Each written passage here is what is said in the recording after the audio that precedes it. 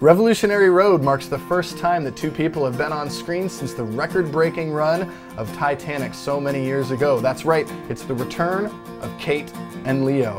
And like Kate and Leo, or Murtaugh and Riggs, Bill and Ted, Tango and Cash, Kate and Leopold, Ike and Tina, or Kenny and Dolly, like Chinese Democracy or Free Dr. Pepper, they said it would never happen, but this review features the majestic return of Eric and JD. JD Warnock, everybody. JD, welcome back to the show. Hey, nice to be back. And now let's talk about something that's right in line with this spirited moment. Very happy, joyous occasion. Abortion, Death, misery, suburban disenchantment, ennui, adultery, milieu, a dip into the secretarial pool. It's Revolutionary Road. My God, their faces. Oh, God.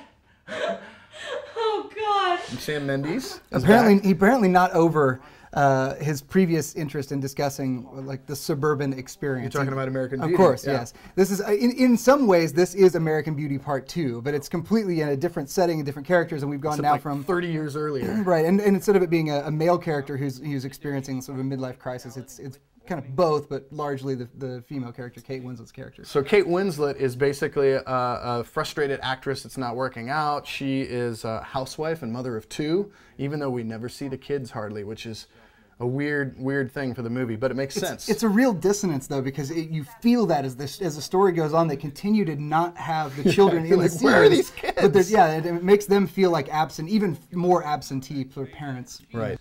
So this movie is all about Leo and Kate, and Leo has a job he doesn't like in New York. They live in suburban Connecticut, and she really wants to bust out of it.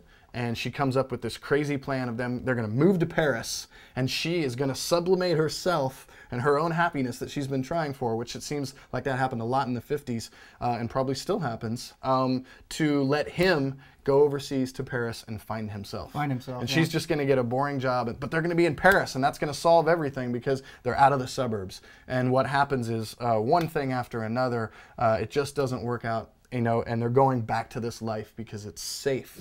A lot of what makes this movie work, though, are the performances. I think Leo is fantastic. There's one scene where the two of them are basically admitting adultery to each other, and I think it's incredible. Yeah. What both of them are doing in that scene is incredibly subtle, and there's some great just recognition going on with both of them about how they're processing through that information. For me, performance is strong, interesting idea still. Michael Shannon was great, and I think it took me over some of the bumps of the movie, the performances. So maybe am I pussing out a little bit? But I'm going to give this movie a minor rock fist up. I never want to see it again, but it did.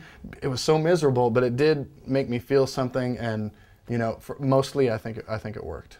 You know, I recall the first 15 minutes of the movie, I thought, wow, this film has a long way to go to turn me around. I was like, I am bored. I do not care what's going to happen next. And then it really did end up working out pretty nicely for me. So I got to give it a solid? It's a solid rock fist up for me, but it's a really, that's just really... Minorly solid? Minorly solid. But no, I mean, it was a good film, and I enjoyed it. The performances definitely set it off, and I think maybe I got a little bit more from the narrative than you did. But yeah, overall, I thought it was pretty good. But what's important, kids, to realize is that the occasion of JD and I being back together is kind of wasted on this movie that we both just kind of thought was okay. So, sorry. Next time we'll review 400.